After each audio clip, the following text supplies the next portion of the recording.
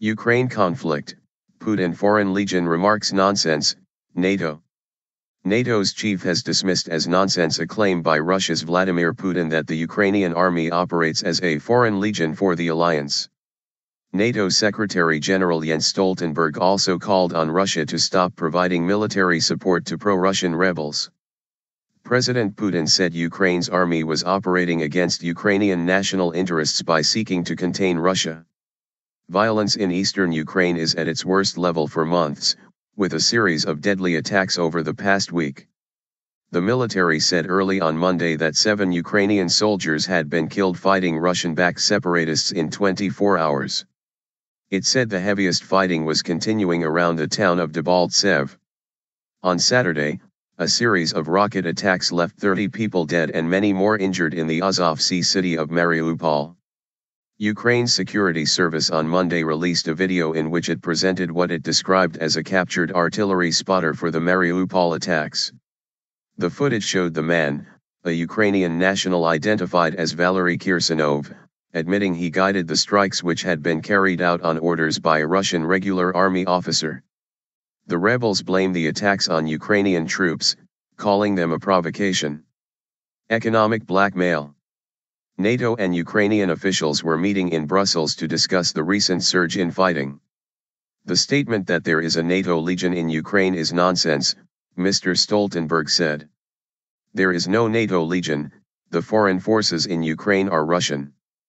The NATO chief also urged Russia to stop providing backing to rebels, saying hundreds of pieces of advanced weaponry including tanks, heavy artillery, and armored vehicles had crossed the border.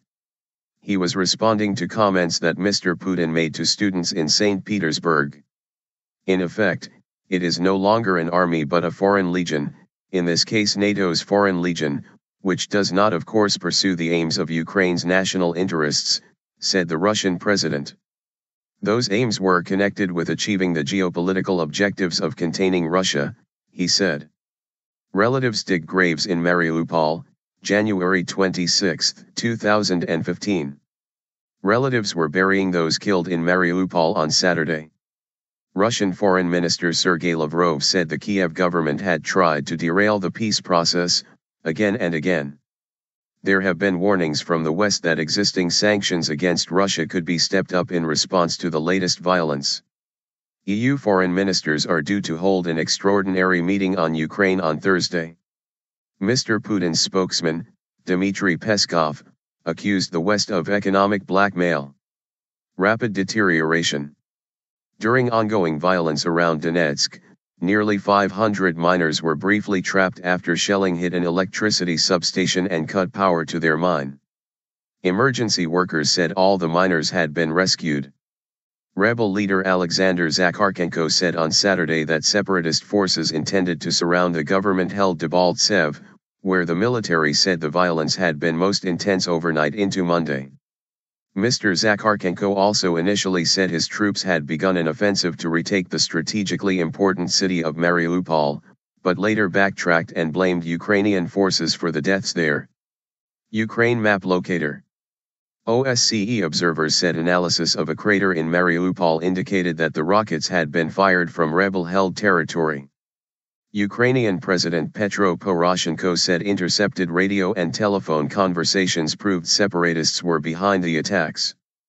More than 5,000 people have been killed in fighting since the rebels seized swathes of Donetsk and Luhansk regions last April, according to UN estimates. More than 1 million people have been displaced. A ceasefire agreed as part of a peace deal signed in September has been repeatedly violated by both sides. Ukraine and the West have accused Russia of arming the rebels and sending its troops into Ukrainian territory. Russia has denied directly arming the separatists, and blames Ukraine for the surge in fighting.